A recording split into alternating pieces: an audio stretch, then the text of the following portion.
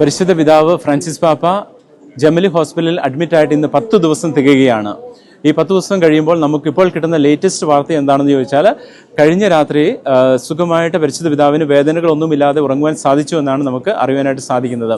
അതുപോലെ തന്നെ പരിശുദ്ധ പിതാവിൻ്റെ ഇപ്പോഴത്തെ അവസ്ഥ എന്ന് പറയുന്നത് ആരോഗ്യനില ഇതുവരെ തരണം ചെയ്തിട്ടില്ല എന്നാണ് നമുക്ക് അറിയുവാനായിട്ട് സാധിക്കുന്നത്. പ്രധാനമായിട്ടും ശ്വാസകോശ സംബന്ധമായ പ്രശ്നമുള്ള പരിശുദ്ധ പിതാവിന് ഓക്സിജൻ ഇപ്പോഴും ക്രമാതീതമായിട്ട് നൽകിക്കൊണ്ടിരിക്കുകയാണെന്നാണ് നമുക്ക് അറിയാനായിട്ട് സാധിക്കുന്നത്.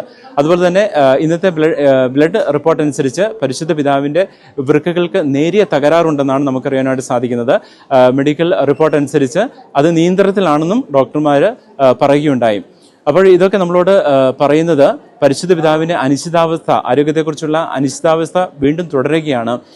അതുകൊണ്ട് എല്ലാ വിശ്വാസികളും ശക്തമായിട്ട് പരിശുദ്ധാവിന് വേണ്ടി പ്രാർത്ഥിക്കുന്നുണ്ട്. എങ്കിലും ഇനിയും നമുക്ക് കൂടുതലായിട്ട് പരിശുദ്ധാവ് പൂർണ്ണ ആരോഗ്യവനായിട്ട് വരുവാൻ വേണ്ടി നമ്മുടെ പ്രാർത്ഥനകൾ ഇനിയും ധാരാളമായിട്ട് ഉയർത്തേണ്ടതുണ്ട്. ജമലി ഹോസ്പിറ്റലിൽ നിന്നും ഫാദർ ജോബി കാച്ചപ്പലോടൊപ്പം ഗുഡ്നസ് ചാനലിന് വേണ്ടി ഫാദർ ജോജി പോൾ കളരിക്കൽ.